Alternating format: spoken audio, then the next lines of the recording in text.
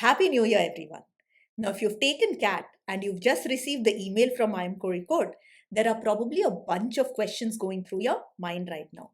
What exactly is the stage 1 shortlist? Is this the same thing as a PI call? How many stages are going to be there? Should you go for all of the programs that you've been shortlisted to? Or will that reduce your chances of getting selected into the flagship PGP? How should you fill the form, especially the essay questions, to maximize your chances of getting through? If any of these questions are running in your mind, you're not alone. These are some of the questions that our students at MOCAT have been asking me. And that's why I'm shooting this video so that I can clear all of this. Hi, I'm Sanjana from MOCAT, where you're coached and mentored by 99.9 plus percentilers. And in this video, we'll understand about IM Corey Code's programs, what exactly the stage 1 shortlist is, and how to fill the form so that you have a higher chance of getting selected. And let's dive in. First off, what exactly is the stage 1 shortlist? Now, the stage 1 shortlist is basically like the minimum eligibility and registration for IM Corey Code. This email is sent to everyone who clears their cutoffs. That is, you should have a minimum of 60% in your ACADS in college, and you should meet the minimum overall and sectional cutoffs in CAT. So this mail is sent to everybody who clears this cutoff. But you can think of this registration as your expression of interest. Only if you fill this will they actually calculate the composite score and then invite you for the PI. So this is very important to ensure that you actually get the VAT PI call from I am Corey Code. So stage 1 is just the initial registration. Stage 2 is going to be the shortlist for the VAT and PI. And that is based on a composite score where they will consider your CAT score, your academics, diversity, work experience. And then based on that, if you are in the top 10x, then you will get a call. What I mean by 10x is I am Corey Code typically calls 10x the number of seats that they have. So for the flagship program, they have around 500 seats. So they're going to call around 5,000 people. Before we get into the form itself, let's understand the 3 programs that they have. So IM Corey Code essentially has 3 full-time postgraduate programs. The first is the PGP itself, that is their flagship program. Now PGP stands for postgraduate program. This essentially all of the 3, right? So all of these programs, you have PGP in other IIMs also. This is the program that you opt for and you get an MBA.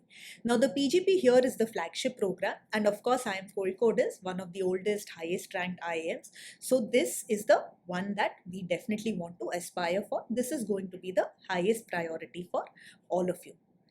This will be like, your first year will be standard. You'll have a lot of foundational courses, finance, accounting, marketing, communications, HR, IT, law, bunch of subjects you'll have. You'll have a summer internship. And then your second year, you'll primarily choose electives based on your area of interest. Aside from this, there are a couple more programs. The PGP Fin is one which is heavily geared towards finance courses. So if you see your first year and your second year are going to have a lot of fin courses. So this is one which I recommend you choose if you know that fin is the area that you want to specialize in, or if you are interested in it at all. Don't be nervous and think that, oh, I'm not from a commerce background and can I even get it? You need to have a certain minimum percentile. And yes, people who have some relevant work or education might have an edge, or in the interview might be able to justify this choice more. But see, I was an engineer and I specialized in finance. I worked in 2 banks, so it's definitely something which can be done, and you'll just have to prepare a little bit. So at this point, don't rule it out unless you are very, very clear that finance is something that you don't want. If you know for sure that you want to specialize in marketing or HR, then this might not be your cup of tea. But if you're keen on finance, or this is one of the areas which you want to consider, at this point, I would say go for it. See, this is not going to be the only call you have, right? You'll have multiple, calls, especially if you get this one. And then based on all of the converts that you have, you can choose. So right now, don't eliminate anything. And now the last one is the PGP LSM. So this one blends liberal studies with management. Now this is supposed to be geared more towards managerial roles where communication is important. But if you ask me, that is true of every role, because a manager essentially is somebody who's managing people. So you will be dealing with people. These could be, you are leading a team, or you are interacting with clients, or people internally or other external companies, right? Either way, communication will be important unless your work is like, very, very core trading, and you're only looking at numbers 90% of the day or something like that. I, for example, as I just said, I worked in two banks and I've had multiple clients, so that communication and interaction was quite important, or even with internal teams, to ensure that things got done. So this definitely something which seems interesting. Yes, if you have if you have relevant education or relevant work, again you might get an edge. But at the moment, I would say try to maximize the number of applications, right? So probably go for all three if you've been shortlisted. Don't worry that, oh, will they think that I'm less interested in PGP or try to fit me somewhere else. Nothing like that will happen. See, you will get your calls based on a composite score, and then your final selection will also happen based on that score. So essentially you need to have a good CAT score and perform well in the interview, right? That is all that matters. And as far as the placements go, the placements for all of these three programs are combined, so it's joint placements. There are a few companies who say that we only want to shortlist people from the flagship program, but they're just a few, right? For a lot of the companies, they're indifferent. They're looking at you as you're a student of IIM Kozhikode. So in a way, you can get into the PGP Fin or the LSM with a slightly lower percentile than what is needed to get into IIM Kozhikode, and you're still eligible for a majority of the placements. So definitely apply for as many, unless there's one area which you're very clear that you don't want to get into. And now the actual form itself, which we get into after filling a bunch of OTPs. Now the initial parts of the form are fairly standard, where you're filling in your ACADS, your work experience, adding the proof, all of that. Just make sure that you are keeping it factual. Make sure that you have proofs for everything. They are asking for, say, for example, year-wise ACAD, so make sure that you put it correctly. Work experience, again, you should be having all of the proofs and things like that. So spend some time, do one double check. And now we come to the all-important essay questions. Now, these questions are important. I know that that's around the corner, but make sure that you are sparing some time and you're thinking through these answers, because the panel, when they interview you, they will have access to all of these answers. So if you're saying, some strengths and weaknesses just randomly now, and then you change it out entirely, it's not going to go down well, right? So you want to put in some thought. And the first question, I feel, is the most important. So here, the best way to structure it, especially since they have given us 500 words, so we can write quite a bit. You should think of it in terms of, this is the past and then this is the future.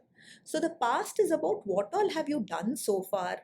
Maybe you are showcasing why you are interested in MBA, or maybe you feel you have some skill sets which a manager should have, maybe communication skills or leadership skills. So you can write around things that you have done, and then you can link it to what you want to do, right? So maybe there's a particular specialization that you're very interested in, or maybe there's a person that inspires you, or maybe you have a business idea, but you know that you need to learn the management concepts.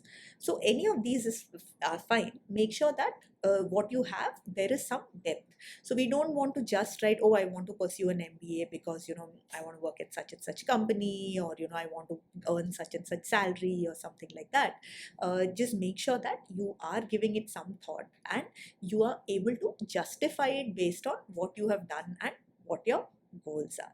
You can also write about people or companies that inspire you, but this should be genuine, and make sure that you read up about these people or companies when you go. When it comes to the why MBA part, you can write about why MBA in general. So this could be around what you want to do and how management concepts help, or certain skill gaps which you have, again, where an MBA can sort it out. And you can also keep it specific to IIM Kozhikode's PGP. So you can spend some time going through the site, pick out courses that interest you, maybe clubs that interest you, and again keep it all linked together. And a very important part is if you are applying for multiple programs, make sure that your answer fits well with all of these. What I mean by that is if you're applying for PGP and PGP Fin, and in this answer you're saying, oh, I'm extremely keen on marketing and I want to get a job in the area of marketing, then of course anybody who reads it is going to ask you, why have you applied to PGP Fin? So just make sure that your answer is something which is safe. And now coming to the second question, which is around strengths and weaknesses. Now a good number here is to write 2 to 3 strengths and 1 weakness. We don't want to write 3 strengths, 3 weaknesses or something like that. 2 strengths, 1 weakness, or 3 strengths, 1 weakness is something which is good enough. See, everybody has strengths and has weaknesses. This is basically them wanting to get to know you. When it comes to your strengths, write your point and then have some proof. So proof is basically some incident or some story that you have. For example, if academically you've been really good, you can write that, I focused on ACADS, or, I've always been goal oriented. Whenever I've set my mind to something, I've achieved it, such as a high academic score. Similarly, goal oriented, you can also speak about some project you've done. It could be maybe you were part of a sports team, you've, led your team to victory, or you were part of some core committee, anything like that. So whatever the goals that you are mentioning, you should have some examples which you will be able to cite. So teamwork, leadership, communication ability, maybe even something like resilience, right? I took CAT last year, didn't get a great score, but I decided to work hard again and I prepared, and now I have a good percentile, or such and such failure I had and I realized that yes, I have to work to overcome it, and now I've done XYZ. Right? So think of, look at all of the certificates that you have, think of what initiatives that you've done, think of all of these and use that to boost your strengths.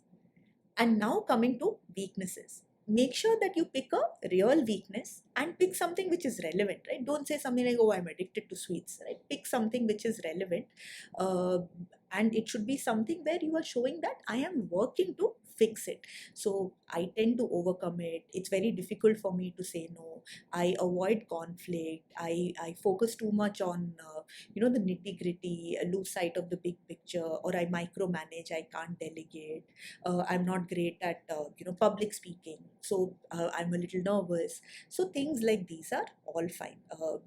You can also say things like, oh, I'm a little bit introverted, but I'm working to interact with people a little more and stuff like that. What we don't want is the fake weaknesses, like oh, I'm always working, I'm like working so hard all the time that I don't have free time, or I'm a perfectionist or something like that. And you also don't want what I would call fatal weaknesses. So if you're applying to LSM and you say that my communication skills are not really good, that wouldn't be great. Or for any IM application or any MBA application, if you say I'm weak in quant or something like that, or that ideally is not the best. So write something genuine and show how you are fixing it. So I'm nervous about public speaking, but initially I tried to just speak in front of the mirror, and then now I've recently joined Toastmasters, or I conducted a TEDx for my college, and I've been trying to push myself on this front. Something like this would be great. Now the third question, your most significant accomplishment, is again another good one. Here we try to keep it relevant. It can be something academic or work related which you have.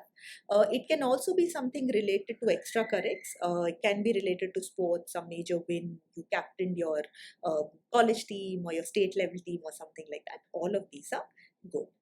Ideally, because they're asking for your most significant accomplishment, we want to put one.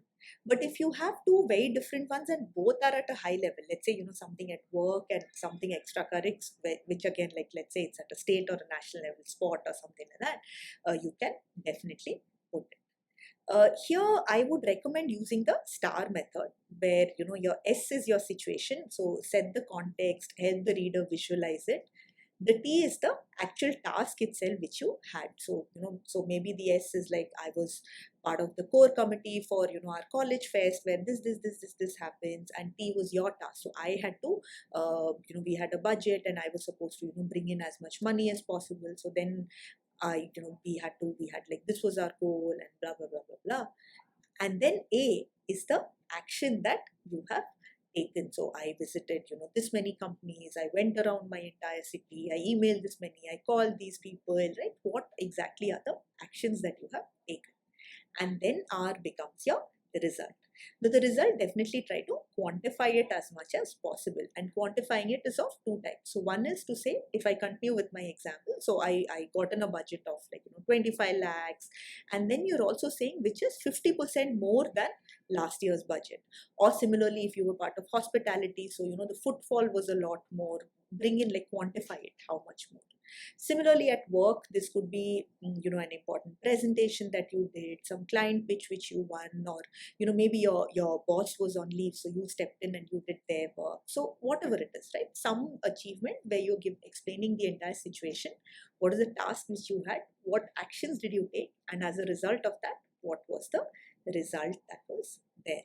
Make sure that what you're putting is factual. Sometimes there can be a tendency to exaggerate, but whatever you've done, I'm sure it's good. Spend some time thinking through and bring that out. You don't want to make it sound like, say, if it is you don't want to say that, oh, in the committee, I was this, so there was a 50 lakh budget and I brought in 45 lakhs, unless that's genuine, and you can definitely justify it. Or don't make it seem like you're the only player, for the entire team you did everything and that's why the team won. So we want to be factual, and we want to highlight what we've done, and make sure that it's something that you can justify later. So that's on the third question. And the next one is about hobbies. Now here again, choose one or two hobbies. What are you genuinely interested in? And it should be something again that you can talk about. So my hobby, for example, is reading. So if I am filling the form, I will mention that reading is my hobby, and the genres that I really like. I love sci-fi, I really like mysteries, and within this, these are my favorite authors. So I like Douglas Adams, for example, or Isaac Asimov, somewhat older than probably what you've read.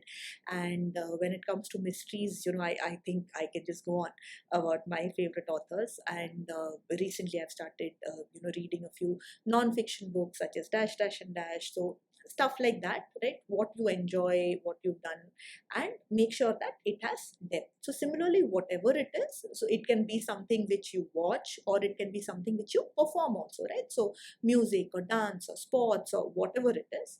I would generally say that, if you're going to say your hobby is watching movies or watching Netflix, or listening to music and that's it, that ideally does not come across well. They do want some depth out here. If at all genuinely your hobby is only watching movies or shows, again you can add depth by explaining what are the different genres, who are your favorite directors or your favorite actors. You can give, if it's a show, you can give one or two. Let's say if you like watching movies which are thrillers, and so and so is your favorite director, and this is the movie that you watched recently or something like that. You could yourself also try to add depth to a hobby like this by saying that you also publish reviews, or maybe you have an Instagram page, and genuinely do it, right? Start off right away, and you can start sort of writing reviews somewhere, or just posting it on your own social media. So something like this, where you mention what you do, you add a little depth, pick one or two, and then make sure that this is something that you can answer questions on, especially if it is something like the arts or sports. So let's say if you say that you play football, you should also know about football and Premier League, and who are the who's your favorite footballer and stuff like that. So you can't just say, oh, I just play it and I don't watch it. Ideally, if you're saying this is your hobby, they do expect you to be interested if they ask you questions. And now the last one, any other info. Now this sometimes can be one where we go blank, but just because this is optional doesn't mean that we leave it. So you can use this section for actually 5 different functions. So the first one can be any achievements which you haven't been able to cover elsewhere. Or it can be some challenge which you met. Let's say there was a challenge you faced, or some constraint which you had, and you were able to overcome it, right? There was a point where my family was not able to pay my fees, but I got a scholarship. There was a point where my manager was not there for a month, but I went ahead and I backed up for him, and then there were these couple of presentations that I took over, or whatever it is. If you have some sort of weakness, like an academic, 1 year you have a gap, let's say you were preparing for some entrance exam, or let's say, somewhere your scores have dropped, you can also use this space to justify that. Other achievements can be like, let's say if you've got some certifications or some other initiatives which you've done. Basically, think of things which either strengthen your narrative, or if you feel you have a gap and you want to explain it. So think of these, pick whichever one you want to talk about and fill that here. So I hope this gives you a good framework for the essay questions. And if you have any doubts in anything else in the form, just drop a comment and we'll address it as soon as possible. So remember that these questions should essentially give you a consistent story to talk about in your interview and make the interview easier and smoother, increase your chances of getting through. So all the best for IIM Kozhikode, and hopefully a lot of other shortlists that you get. And you can start your VAT PI prep with this playlist, which has a bunch of the HR questions that you can expect to be